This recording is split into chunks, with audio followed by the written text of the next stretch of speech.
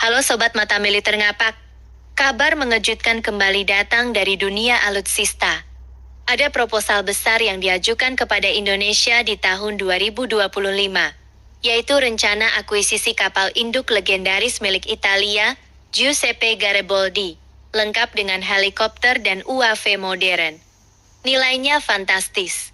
Tercatat sekitar 7,48 triliun rupiah untuk kapal induk Giuseppe Garibaldi, ditambah 4,16 triliun rupiah untuk helikopter angkut, dan 4,99 triliun rupiah untuk helikopter utilitas.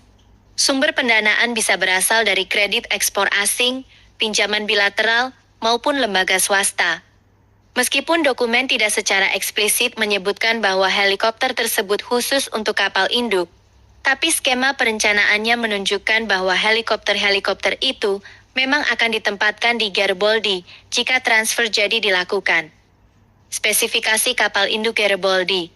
Kapal induk Giuseppe Garibaldi adalah salah satu kebanggaan Italia. Kapal ini punya bobot 14.150 ton, panjang lambung 180,2 meter, dan lebar 33,4 meter. Modernisasi besar sudah dilakukan tahun 2003, dan restrukturisasi menyeluruh di tahun ke-2013. Garibaldi bisa membawa hingga 18 unit helikopter tergantung jenis dan konfigurasi operasional. Misalnya, helikopter Sh-3D Sea King atau O-101 untuk misi anti kapal selam. Dengan luas hanggar sekitar 1.400 meter persegi, dek kapal ini bisa dipakai untuk operasional intensif, bahkan dalam sejarahnya, Garibaldi juga pernah membawa pesawat tempur V atau Estol AF-8B Harrier II. Dari segi kru, kapal induk ini bisa menampung lebih dari 550 anak buah kapal, plus 100 staf, dan sekitar 180 personel penerbangan. Tidak heran jika Garibaldi pernah menjadi flagship Angkatan Laut Italia. Adaptasi untuk Indonesia. Proposal yang diajukan ke Indonesia menekankan bahwa kapal induk ini akan disesuaikan dengan kebutuhan modern, yaitu sebagai platform helikopter dan UAV atau drone.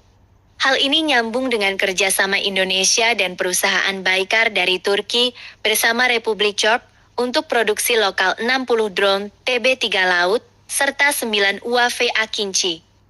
Jika jadi direalisasikan, bayangkan saja, satu kapal induk Garibaldi yang mampu menampung belasan helikopter anti kapal selam sekaligus drone TB3 dan Akinci.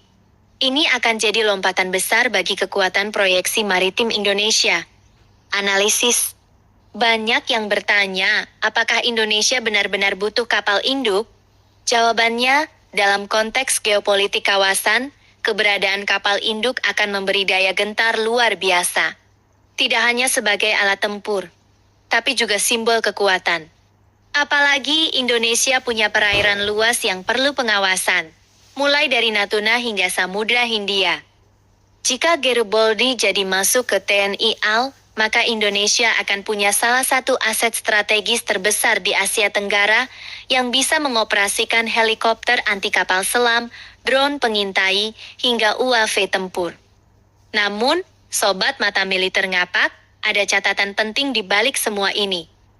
Masalah serius yang dihadapi Indonesia saat ini bukan hanya soal kapal induk atau helikopter, tapi juga pertahanan udara yang masih lemah.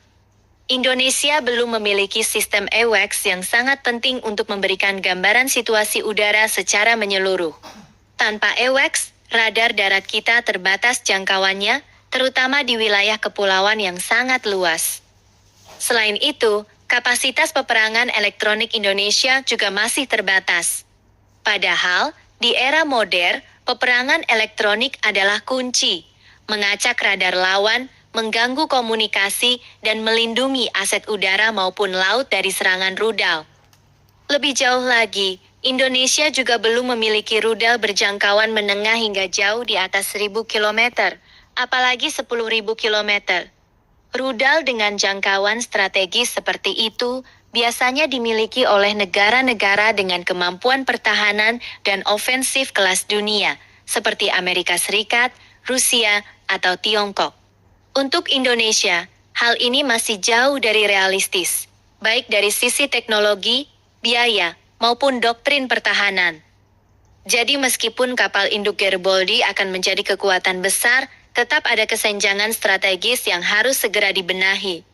Tanpa AWACS, tanpa rudal jarak jauh, dan tanpa sistem peperangan elektronik yang memadai, kekuatan kapal induk bisa saja menjadi terbatas dalam peperangan modern.